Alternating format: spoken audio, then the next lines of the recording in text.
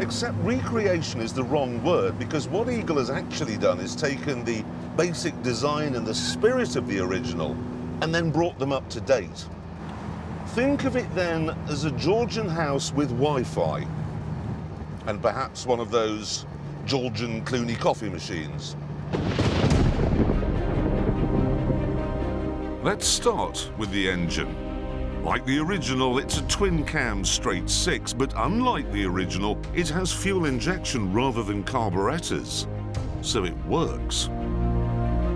It's made from aluminium rather than cast iron, so it's light. It also has cooling, so it doesn't overheat. And it's bigger than the original, which means it's more powerful.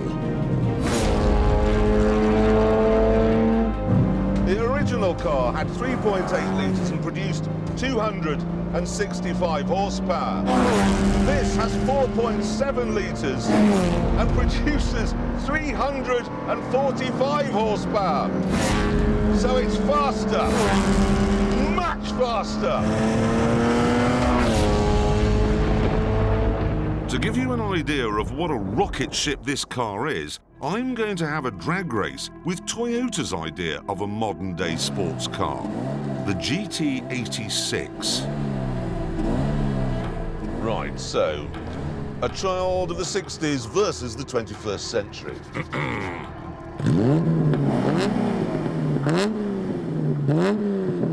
3, 2, 1. It's a smoking start, and we are away. That's incredible.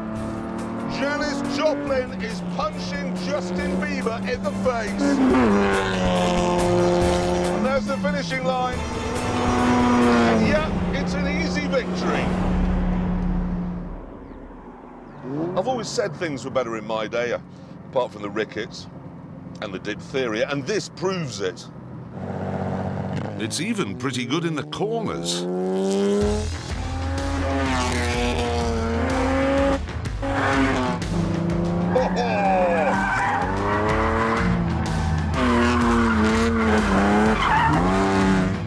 I'm not going to say this feels modern because it doesn't.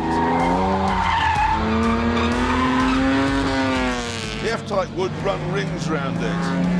But crucially, it doesn't feel as old as me, which is what it is.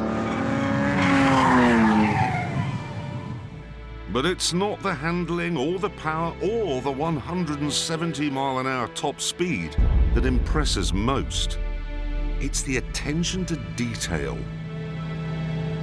I mean, because this car has a 5-speed gearbox rather than the 4-speeder you got in the original, Eagle has even made a special gear knob to reflect that with a 5 on it.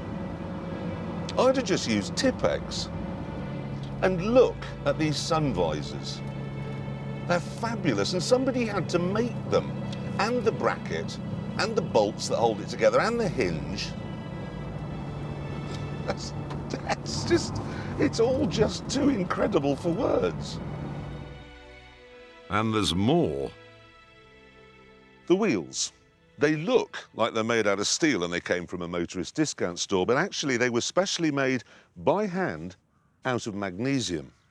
And because the body is Eagle's own design, this windscreen had to be specially made. Now that meant going to a glass maker and saying, can you make one windscreen? One. It cost £15,000. And the back window? That was £15,000 as well. As a result of all this, the low-drag GT is quite a lot more expensive than the F-Type, and it's less nimble, and it's more slow. But I know which I'd rather have.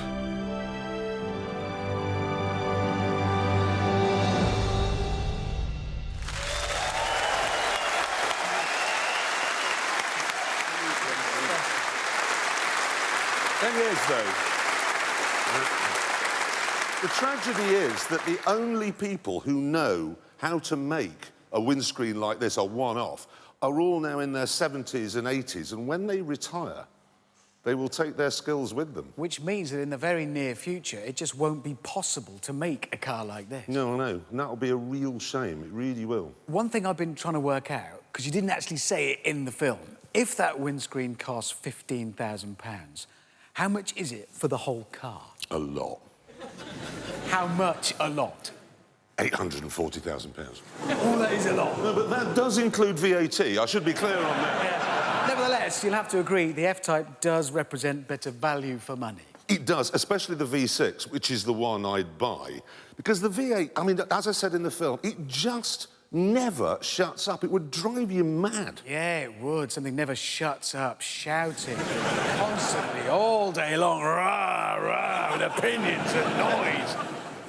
Well, I'm just saying, it would drive you mad. I can be quiet. Yeah, but only when you're asleep, and thankfully I'm not there for that, so... Listen, I have just decided that I don't want to talk to you anymore. But what I do want to do is find out how fast that F-Type goes around our track, and then, of course, means handing it over to our tame racing driver. Some say that he wishes there was someone he could talk to about his missold PPI.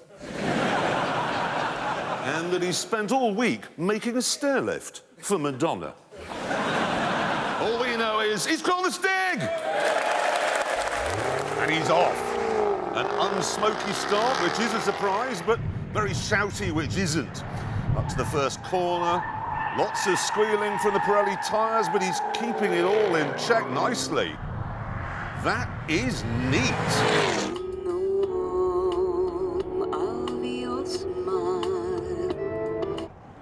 An appropriate slice of the Carpenters there on this crisp, dry day. Very together through Chicago. Let's see if there are any tail-happy antics around the Hammerhead. Into the second part, no, nothing so far. No, that is incredibly neat again.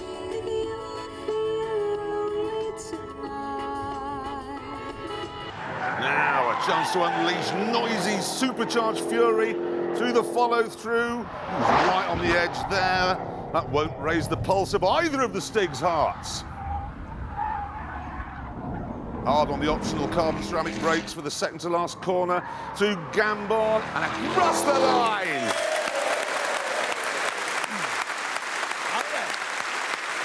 What did it do?